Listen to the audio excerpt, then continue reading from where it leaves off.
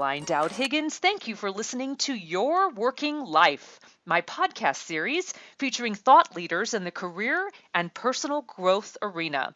I know that you spend a significant portion of your life at work, so I'm on a mission to provide you with tools, inspiration, and resources so you can enjoy your career and love your life. And I'm so pleased to welcome my very special guest, Lauren Berger, to the show. Lauren, welcome.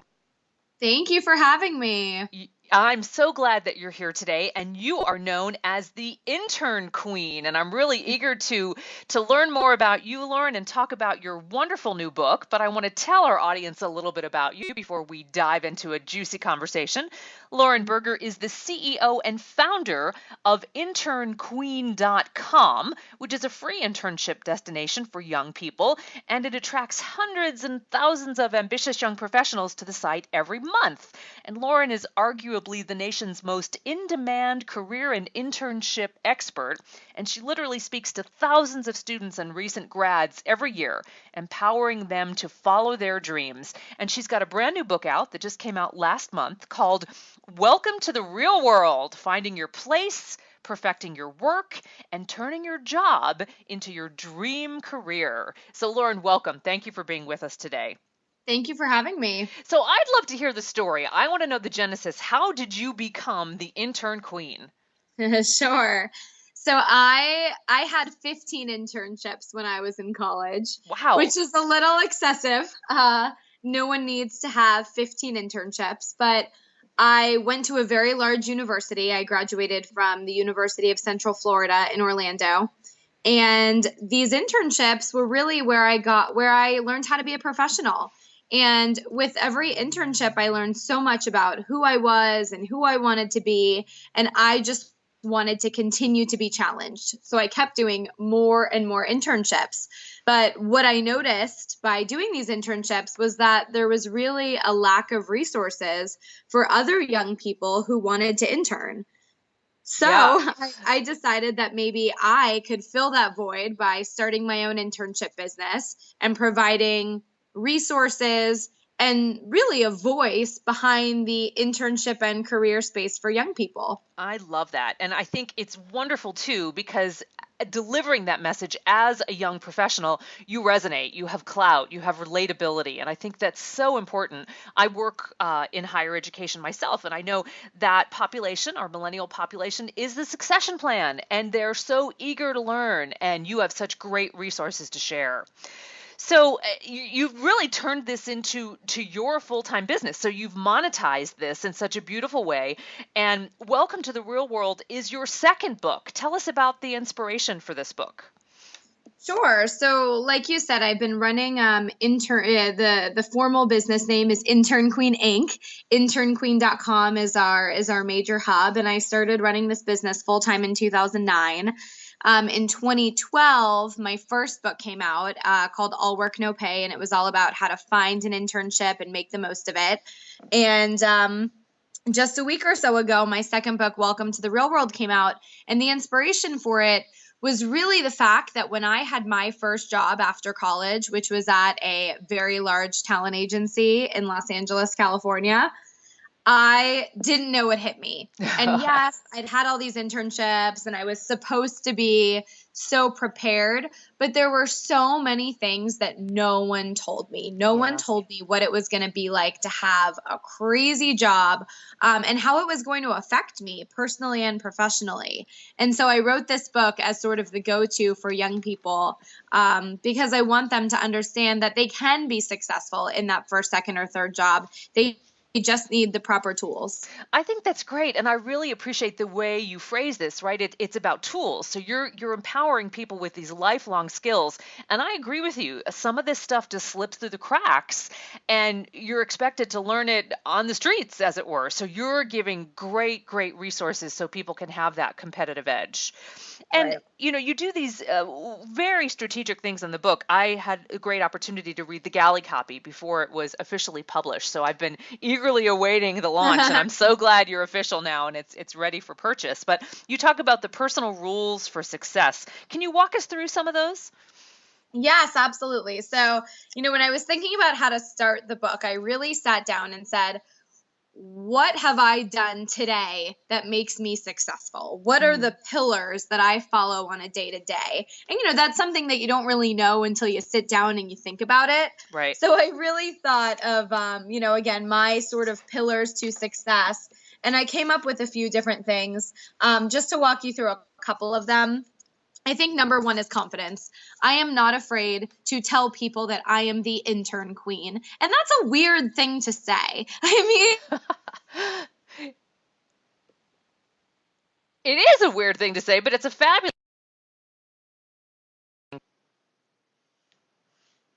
Lauren, did I lose you? up there you are. I hear you There again. we go. And we're Okay. back. Okay, my dear, let's start again. So you're talking about how you have this tremendous confidence and you announce yourself very boldly and confidently as the intern queen. Tell us about that. Yeah, and I think that took a while. When I first started my business, I really, I was calling myself the intern queen. No one had heard of it. It was a little strange. And, it really took a while for me to get that confidence. But over time, I've really developed this sort of resilient confidence. And I'm not afraid to put myself out of my comfort zone. And I think that's one of the biggest lessons I talk about in the book is that in order to be successful, you have to be willing to put yourself out there and tell people what you want to do. Too many people assume that the people around them, that their boss, their colleagues know what their dream job is or what their dream promotion is. And people don't know unless you tell them. Right. They can't read your mind. I love that. And just to put it another way, directly from the book, you say get comfortable being uncomfortable, right? This Exactly. is the real world and it doesn't align perfectly. You have to figure it out. So thank you Right. for giving young professionals permission to say, I don't know exactly what I want, but I'm going to figure it out.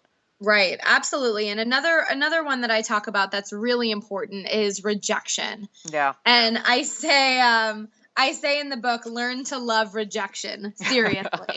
And I couldn't be more serious about that. I mean, I think there's a myth that once you're successful, you don't get rejected. And that couldn't be any further than the truth. I am what people would call, quote, successful. I get rejected every single day. Sometimes the rejections hurt. Sometimes they don't. But I've learned over the course of my career as a young business owner that you have to get rejected in order to get to where you want to be. It is part of the process. And I think over time you learn to sort of appreciate that, okay, I got rejected. Well, it's a sign that I'm on a path and I'm about to get to where I want to be. That is such a healthy attitude. And I agree with you. And I would also add, it's pervasive throughout our whole professional lives. It's Right. not just a phenomenon of being a young professional. We're going to be rejected continuously, and that's okay. Absolutely. And Yes. frankly, it means we're in the game, right? It means somebody cares Yep. enough to consider us one way or the other. Okay, so let's talk about the dreaded concept of networking. And I say dreaded because so many young professionals that I know just get into this paralyzed panic when they think about networking and putting themselves out there and building relationships. And you and I know it's not that difficult, but the perception is. So unpack this mystery for us. Sure. It's funny because I wrote this book and I'm one of those writers that I try to stick to my outline, but I'm not very good at doing that. So when I wrote my chapter, it's chapter 5 in the book, it's called Relationships and Schmoozing. I realized that the chapter was probably 3 times the length of every other chapter.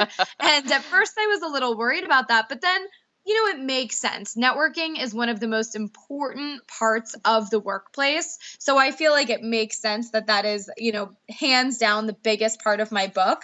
But just to throw some tips out there, I think a lot of people, they think about networking and they know it's important, but they don't know how to do it. And they don't, they'll go to a networking event, but they don't do any networking. And they don't set goals for themselves. They don't say, okay, I'm going to go to this event and I'm going to meet 5 people and I'm going to get 10 business cards. And I think making goals like that really keep you on track and they prevent you from just sort of sitting in the corner and talking to the one person that you know at the event, having a drink and then going home. Yeah, that's great. That's great. So baby steps, right? Little incremental movements.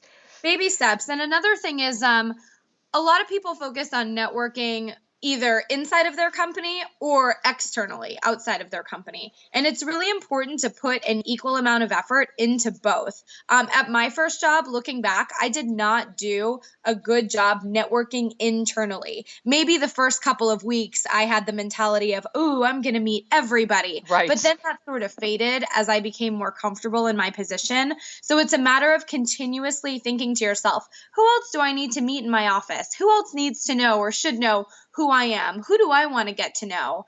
And again, networking internally and externally. I love it. So, Lauren, here's a really poignant theme in your book that I love, right? I'm a big proponent for any professional to negotiate a salary, right? When an initial offer is extended, because I think unfortunately we don't negotiate enough, especially women. Quite often we say thank you very much and we just take the job. But the reality is we don't always get the raise and we don't always get the promotion. And you really handle this so beautifully in the book. Give us a little insight about how to handle that kind of rejection or denial. Sure. Well, I think, and I've experienced this just in being a business owner as well.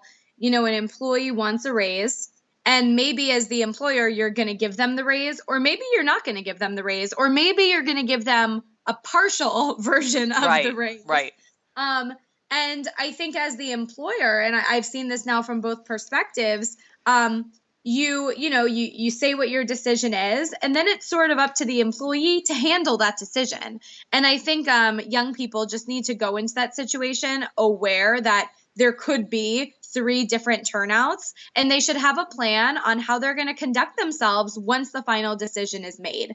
Because I think as an employer, you look for that employee to pick themselves off the ground, even if it's a little awkward or uncomfortable, and have an upbeat, positive attitude. Ask for whatever feedback they can so that they can do better and eventually get that raise, and really just go back to work with a positive attitude. And I Exactly. think if a young person shows too much defeat, that can really hurt them in the workplace because the employer feels like they can't be honest with them, and the person can't take criticism or feedback.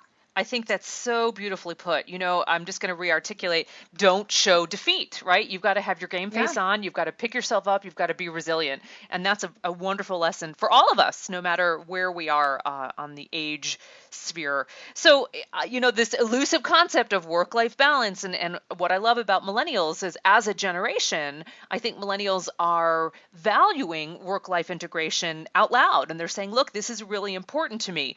But how do you really handle that with your first job, which can sometimes be crazy, nutty? It's funny. I was very adamant about putting a chapter about being too busy in this book because something that I've noticed, not only with my personal friends, even with my with my mother, Yeah. is that everyone thinks they are the busiest person on the planet. My mom, bless her heart, works one day a week. She's a part-time teacher, one day a week, maybe two sometimes, and she is the busiest person on the On the planet. planet, right, And right. then my best friend, who is a celebrity publicist, also is the busiest person on the planet. And if we're all so busy and we just keep getting busier and we thrive on this concept of being busy, who are we going to become at the end of the day?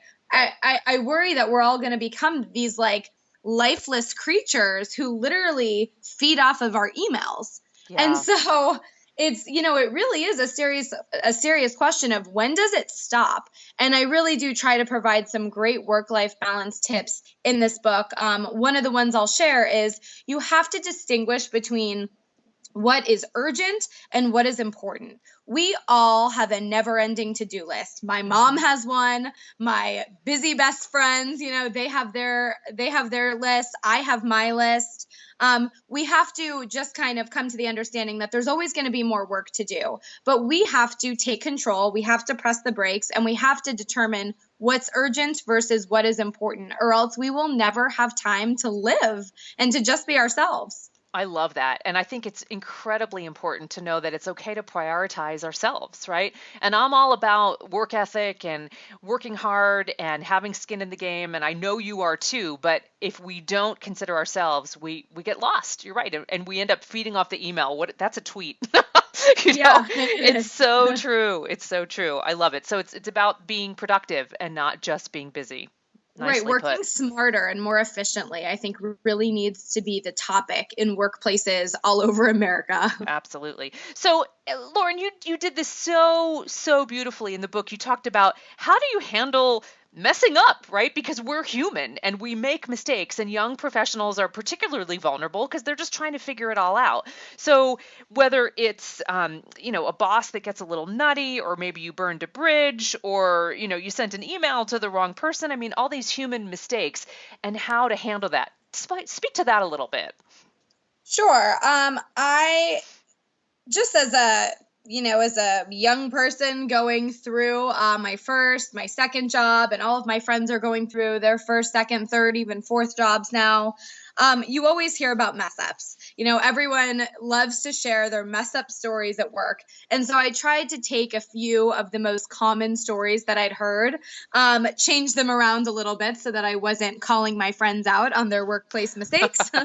And really provide some solutions. And there really are a lot of sticky situations. I think that overall, what you have to remember is that sometimes you have to apologize. And even though it's awkward or it might not feel right, you just have to suck your pride in, make that apology, and then really move on. And I think that a lot of people get into sticky situations with other professionals, either inside or outside of their company, and they don't want to confront the situation. They don't want to apologize, but they also don't ever want to talk to the person again. And Right. that's really not the way to handle it, because today people change jobs every 3 years. There is a good chance that you're going to cross paths with these people again and again and again throughout your career path. So it's really important to say you're sorry when you need to say you're sorry, and then move on and don't be afraid to interact with the person again, because mistakes do happen and we all move on from them. And there's several people that I communicate with on a daily basis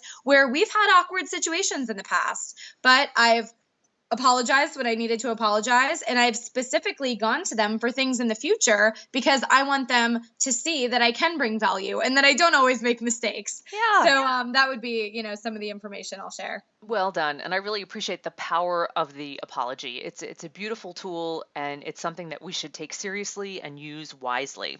So, Lauren, I know you've got a million great tips in the book. I highly recommend it. It's called Welcome to the Real World: Finding Your Place, Perfecting Your Work, and Turning Your Job into Your Dream Career. But if you could distill it to one tip for our class of 2014, our new grads, this is graduation season, what's one tip that you would share with them? I would say that the world is at your fingertips. You can do anything you want to do. Don't take no for an answer. And when you get that no, because you're all going to get a no at one time or another, make sure that you go out and you find the yes. Anything Excellent. is possible. Oh, I love it. I love it. So let's hear how we buy the book, right? The brand new book is out just last month. Tell us where we get it. Yeah, the book is available anywhere. You can order it on Amazon, barnesandnoble.com. You can get it in any bookstore, really around the world. In any English-speaking country, it should be available. And the website is internqueen.com. We just launched a new website to go along with the book. It's Lauren Berger.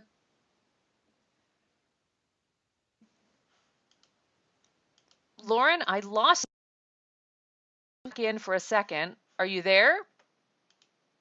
Lauren? Yep.